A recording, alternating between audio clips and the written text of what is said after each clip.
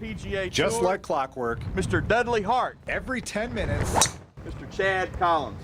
On the dot. Mr. Tommy Armour III. A starter sends a group off to begin play.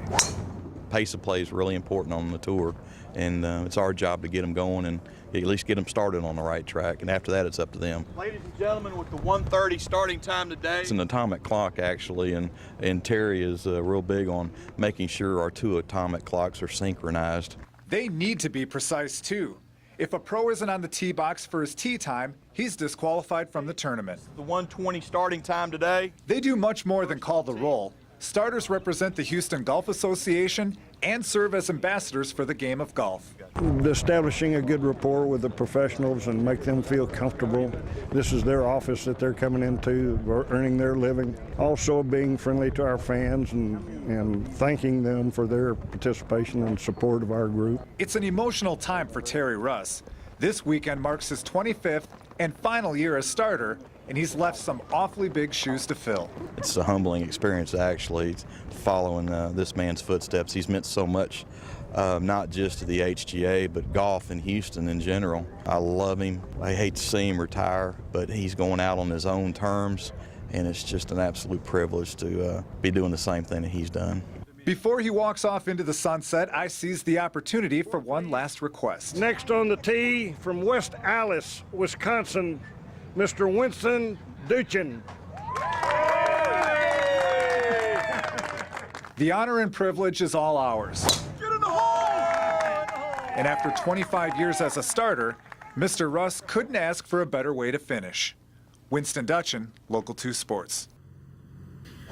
Once the tournament begins, whether your name is Phil Mickelson, Greg Norman, or Vijay Singh, every stroke counts.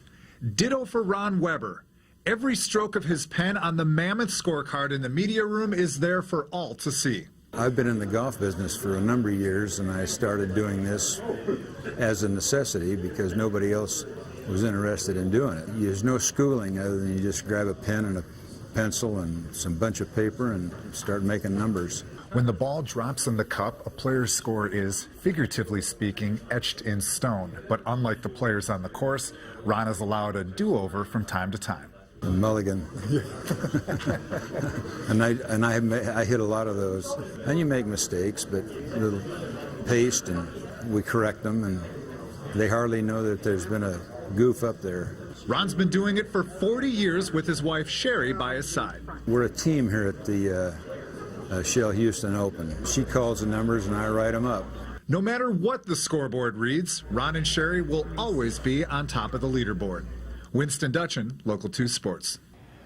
When an approach shot is sent into orbit, a mammoth chunk of sod follows in its wake and falls to the Earth like a booster rocket separating from the space shuttle. A crater remains at the point of impact, and the practice range is littered with thousands of them, often resembling crop circles left behind for others to decipher. Certain guys, you know that they've been there because they have their own divot patterns. You can kind of tell who was before you and everything, and it's just little things that guys do. It's just habit for everybody. I mean, you know, as a kid and all these years that they've been out here growing up, they've done it whatever way they do it. I mean, VJ and Jasper put a pole down and they go down in a long strip and do it that way. So it's just kind of how guys have practiced over the years, and it just continues on. Tour veteran Tom Pernice is the Van Gogh of the practice range, and his divot patterns are his signature to his artwork. You know, he is definitely the extreme. You can always tell where Tom is, for better or for worse. You know, Tom gets half the range, and the other 155 odd guys gets the other half of the range. Yeah, he's got a very unique, pattern. I haven't quite figured it out yet. I've tried to copy it a couple times. It never works out. So I don't know if my divots aren't consistent enough, or he's got a system and he's done it for years and years, and it's pretty easy for him. A quick glance on the grass and you can easily tell where Tom has been, but don't confuse his handiwork with artwork. It's actually much more functional than that. As a kid growing up, I had a superintendent that said it was much better if I left a strip of grass in between each divot, because then when he came in and sanded, it was a lot easier for him to have the grass recovered. And also it's a way that I can look at my divots in terms of how my face is doing going through the ball and stuff too. You know, I work with Jim Hardy there in Houston, and you know, we talk about different things and be able to figure things out, and I can learn a little bit from my divots, so it's a plus there also. Time will heal these temporary scars, but until then, It's an easy way for the pros to leave their mark.